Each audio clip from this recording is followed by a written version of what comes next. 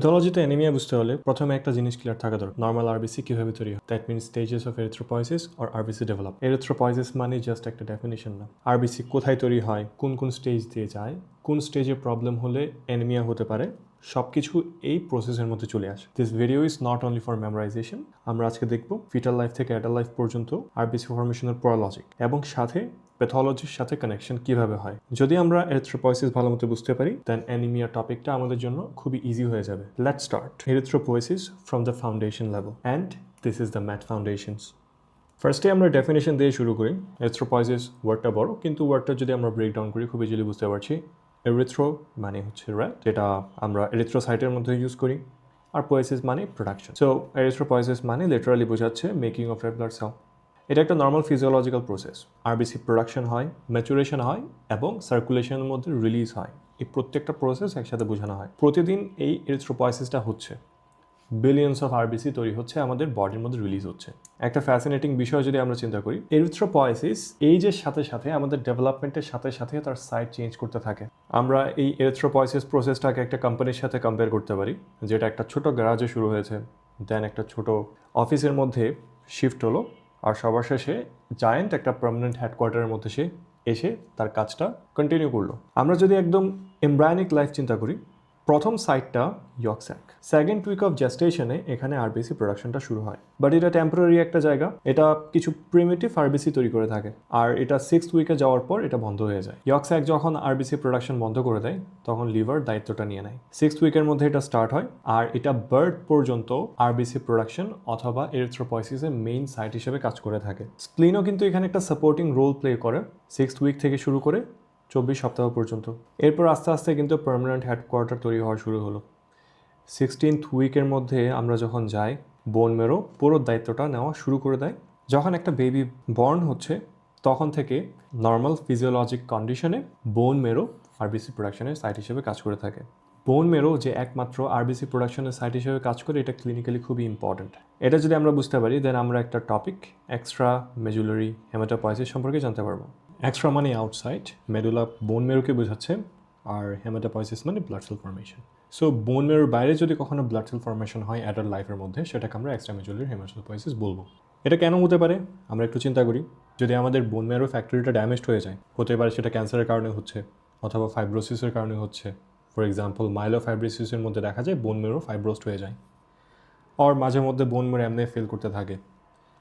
তখন বোন মেরো যে আরবিসি প্রোডাকশন অথবা ব্লাড সেল প্রোডাকশনের ডিমান্ড, সেটার সাথে সে আর কিপ আপ করতে পারে না, বডি তখন ডেসপারেট হয়ে যায়। তখন আমাদের তো আরবিসি প্রয়োজন, তাই না? তো আরবিসি আমরা কোন জায়গা থেকে পাবো?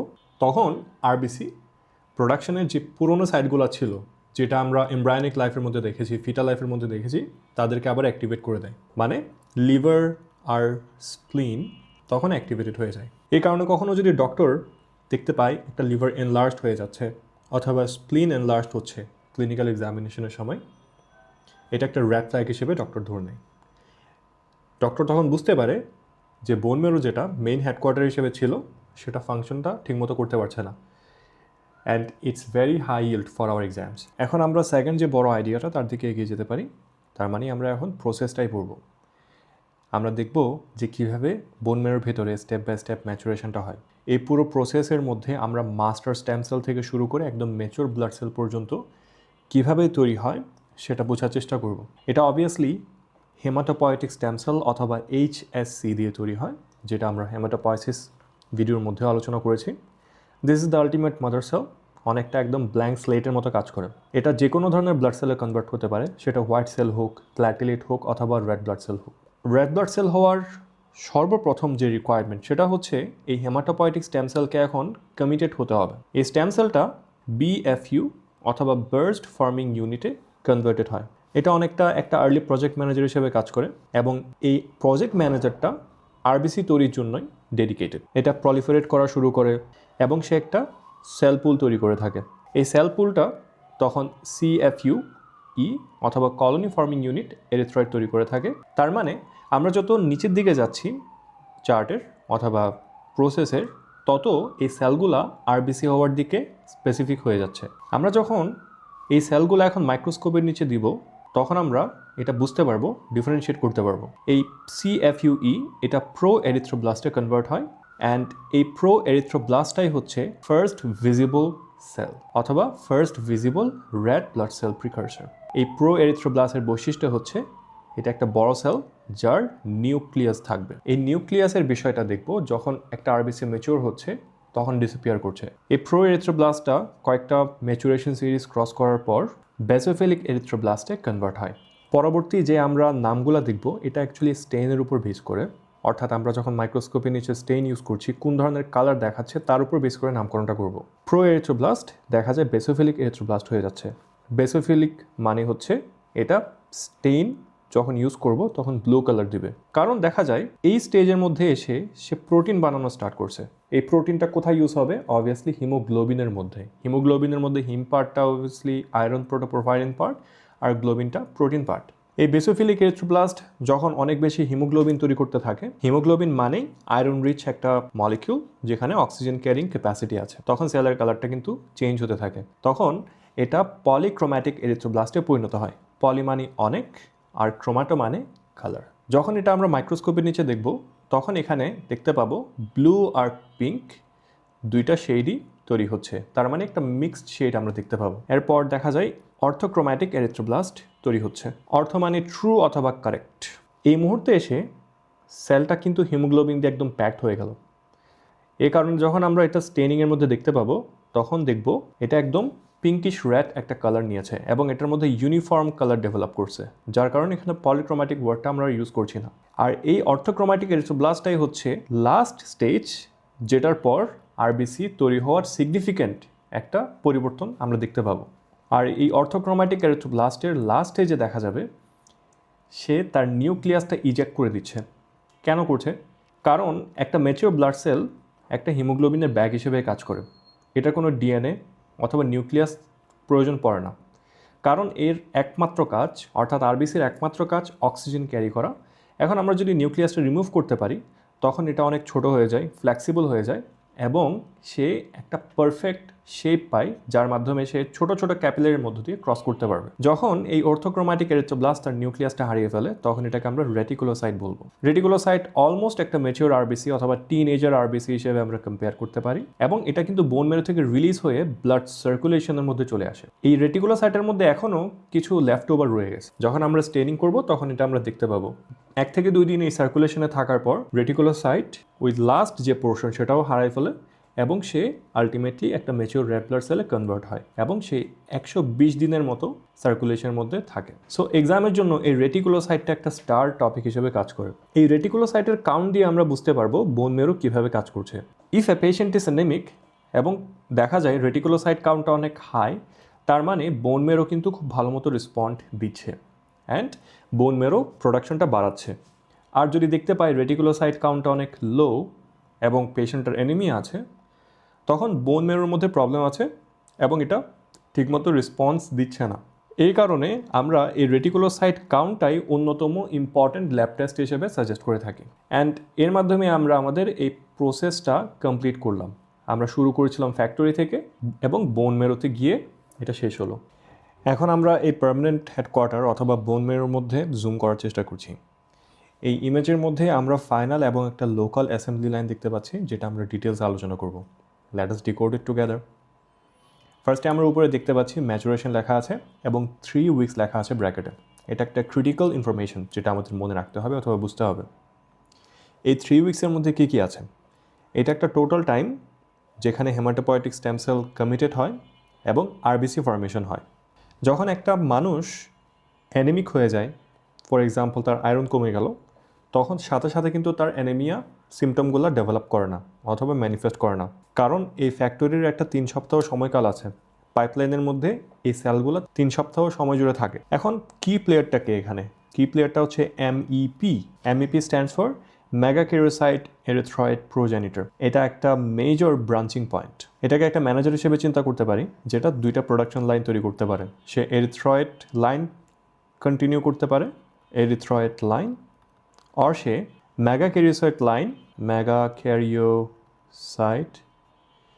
লাইন কন্টিনিউ করতে পারে। তারা অনেকটা কাজিনের মতোই আমরা ধরতে পারি। এরপর আমরা ব্লাস্ট স্টেজগুলা ডিটেলসে দেখতে পাচ্ছি এখানে।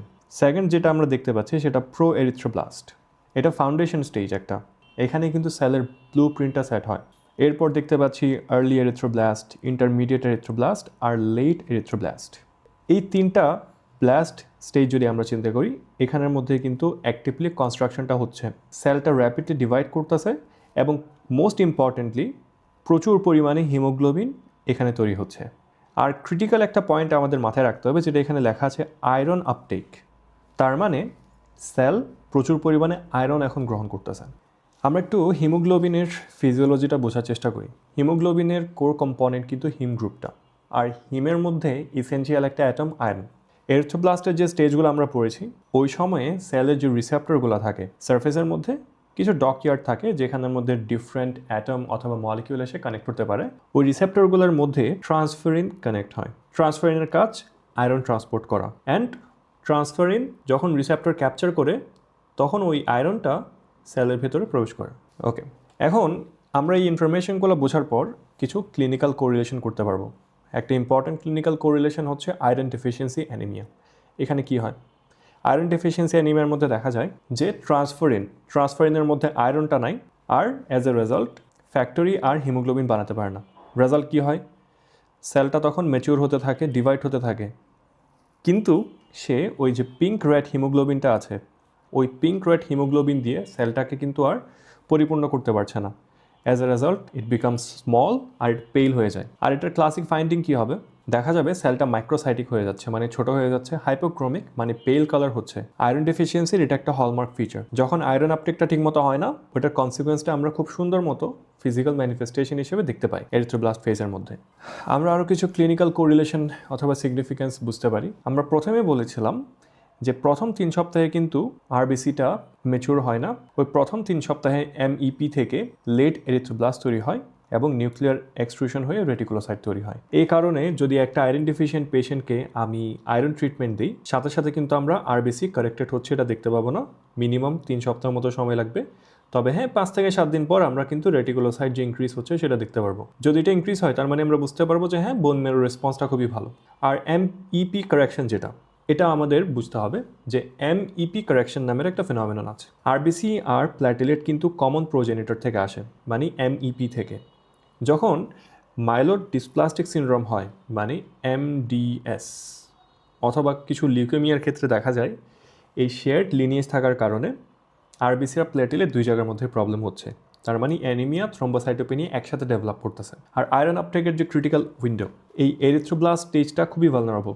যদি এই স্টেজের মধ্যে কোনো ধরনের আয়রন ডেফিসিয়েন্সি, হিমসিনথেসিস প্রবলেম যেমন লিড পয়জনিং, অথবা থ্যালাসেমিয়াতে কোনো প্রবলেম মানে গ্লোবিন প্রোডাকশনে যদি কোনো প্রবলেম হয়, তখন এখানে কিন্তু ফেলিয়ার হবে এবং কিছু ক্যারেক্টারিস্টিক অ্যানিমিয়ার ফিচার আমরা দেখতে পাবো। B12 অথবা ফোলেট ডেফিসিয়েন্সির কারণে ম্যাগালোব্লাস্টিক অ্যানিমিয়া হতে পারে। আর ম্যাগালোব্লাস্টিক অ্যানিমিয়ার মধ্যে ডিএনএ সিনথেসিসের প্রবলেম হয়। অ্যাজ এ রেজাল্ট নিউক্লিয়াসটা কিন্তু ঠিকমতো ম্যাচিউর করতে পারে না, আর সেলটা তখন অনেক বড় হয়ে যায়, এবং সেলটা বড় হলেও নিউক্লিয়াসটা ইনম্যাচিউর থেকে যায়। And this causes ineffective erythropoiesis where cells die in the marrow itself. এই কারণে আমরা যদি এই বৈশিষ্ট্যগুলো বায়োপসির মধ্যে দেখি, তখন আমরা খুব ইজিলি বুঝতে পারবো যে কোন অ্যাসেম্বলি লাইনটা নর্মাল, কোনটা হাইপার অ্যাক্টিভ, অথবা কোনটার মধ্যে ডিফেক্টিভ সেল আছে। বিফোর উই এন্ড একটা ছোট রিক্যাপ করে নেওয়া দরকার। এরিথ্রোপয়েসিসকে আমরা বলতে পারি একটা এজ ডিপেন্ডেন্ট প্রসেস, যেটা ফিটাল লাইফে সাইড চেঞ্জ হয়, অ্যাডাল্ট লাইফে বোন মেরুতে চলে আসে। স্টেম সেল থেকে শুরু করে রেটিকুলোসাইট হয়ে ম্যাচিউর আরবিসি হয়। এই পুরো প্রসেসটা কিন্তু হরমোন রেগুলেটেড, স্পেশালি এরিথ্রোপয়েটিনের উপর ডিপেন্ডেন্ট। আর যখন এই প্রসেসের কোনো একটা স্টেপে প্রবলেম হয়, তখন ডিফারেন্ট টাইপের অ্যানিমিয়া দেখা যায়। যদি আমরা এই লজিকটা মনে রাখতে পারি, তাহলে এরিথ্রোপয়েসিস শুধু একটা টপিক না, এটা অ্যানিমিয়া বোঝার একটা ফাউন্ডেশন হিসেবে থাকবে। এই ভিডিওটাতে আমরা এটাই বিল্ড করলাম। Thanks for watching. This is the math foundations.